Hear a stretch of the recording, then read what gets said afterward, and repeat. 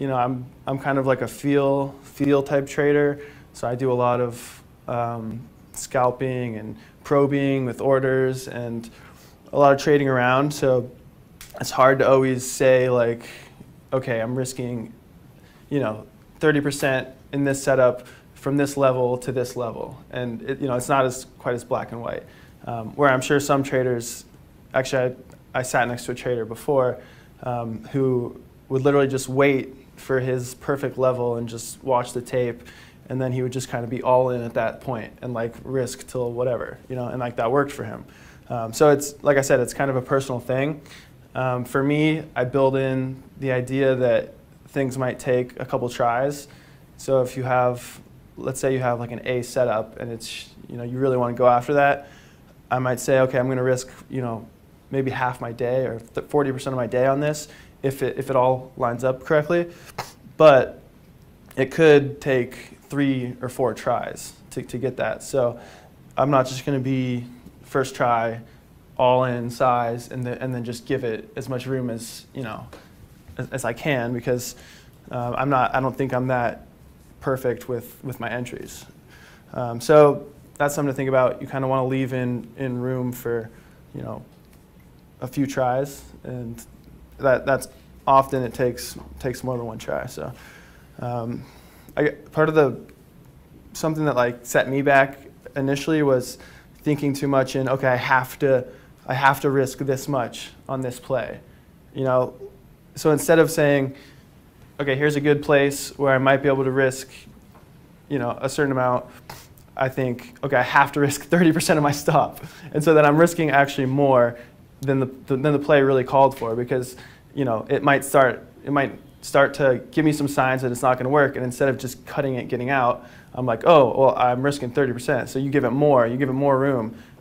So like there are these little traps that you can fall into by overthinking, or thinking too much about the size or your exact system, you know, because trading is just so fluid. You don't want to be super rigid in your approach, right? Everything has to be kind of flexible. Nothing's going to be perfect 100% of the time, but at the end of the day, you want to like kind of look back and say, okay, how much did I make on this trade, and where was my risk? Once I found that entry, where was my risk, and was I big enough? Was I risking enough size? Because that's how you're going to be able to like push it as a trader. And it's just so fluid. Also, you don't want to be think outside super rigid. Okay, this is the exact share approach, size that right? I always want to be in 500 shares or 1,000 shares or 2,000 shares, because you might be able to find a place where you can risk a penny, or you can risk 5 cents, 10 cents.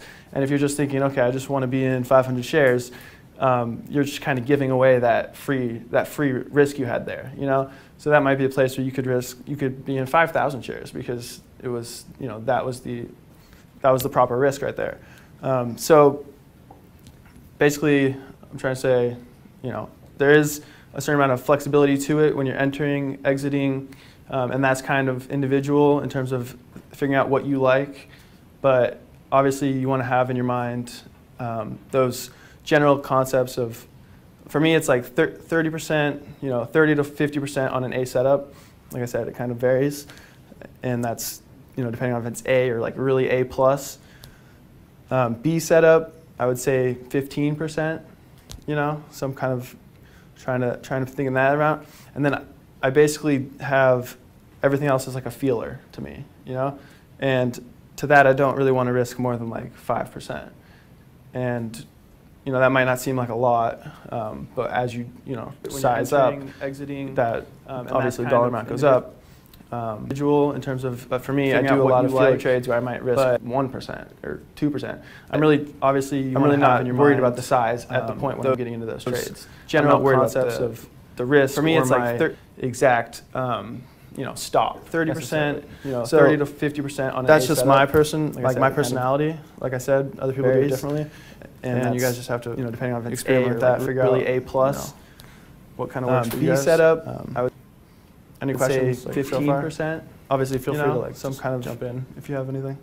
Your A setups and B setups. And then I basically organize have the day, or everything else is to feel merge during the day, or and yeah, I mean, to that I don't really want to generally risk more than like 5%. That's a good question in terms of like, and you know, that might not seem what my plan is and how it changes throughout the day. Usually I have like a focus of 2 or 3 stocks that I think could develop into A setups. Right? So I have them, for me, they're already in the forefront of my mind, and I'm going to watch them 2%. And really kind of try to, I'm really not pick out the A at the point when I'm getting setups in them. So I'll have maybe a couple different scenarios that I might be interested in seeing if they play out. 30 to 50% on that's just my personality. I'll have other areas. I'll have another list. You guys just have to 5, 10, 20 different things A plus. Continually looking through B setup, just seeing kind of what develops 15 throughout the day. And then, another thing with kind of jump in if you have any ability to that setup, just kind of from experience. So I might, look at something and say, okay, I bet this has 50% chance of doing something, and I can risk, X amount, and I can probably make this amount. So I'm assigning a probability and then also like a risk reward, right? Because it's not just, it's always the two together. But yeah, I mean, the more you back test, the more you kind of figure out what are the subsets of different trades, what does a A versus an A plus really look like. At the end of the day, it like comes down to there are a few, this is what I think and this is what other people have said, like there are a few really moments each day that kind of make your day, and you have to take advantage of those. So it's finding those moments, and that trade might go from an A to a B to a C to a no trade in 10 seconds because you missed it or something, So now it changes the risk reward and the probability, right? Because you're not going to, if you miss a dollar move and you want to chase it in, it's not the same risk. You just added a risk to that trade, or a dollar risk to that trade. So what you have to do, you have to either size down a lot and then just trade it as like a C setup now, or forget about it, or wait till it pulls back and maybe it's a B trade, so these things are just constantly flexibly moving with a lot of different parts. So in general, sizing to me, it's like a weird, I don't know, it's kind of a weird topic because everyone wants you to be very systematic about it. And it's, I will say that I've